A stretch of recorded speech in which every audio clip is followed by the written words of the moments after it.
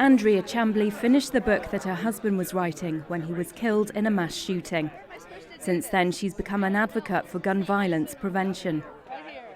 It's too late to save my husband. Our country had a chance to save people like my husband, and we failed. John McNamara was among 5 people who died in June 2018 when a man opened fire at the Capital Gazette newspaper in Annapolis. The shooter had posted threats online against the company. The attack occurred before new state legislation to confiscate guns from people deemed dangerous took effect. More than a dozen US states have passed similar measures known as red flag laws. They allow family members or law enforcement to seek a court order to temporarily take guns away from a person who poses a danger to themselves or others. But some gun advocates say red flag laws go too far. My neighbor could decide that they don't like me for whatever reason and call the police and tell them that I'm a threat to the community. And without due process, I can be taken into custody and my guns can be taken from me. Roughly 1/3 of US adults say they own a gun.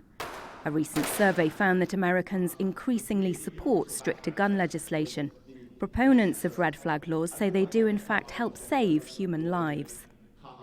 You have to make the policies make sense. But when you look at things like common sense gun laws, background checks, the red flags, that has to be a must.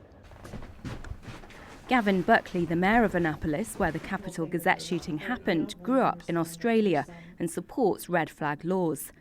His home country decided in 1996 to implement a gun buyback program. But Buckley doubts that it would be feasible in the US. I think the magnitude of weapons in this country compared to Australia is hard to match. There are obviously more weapons, more guns in this country than people.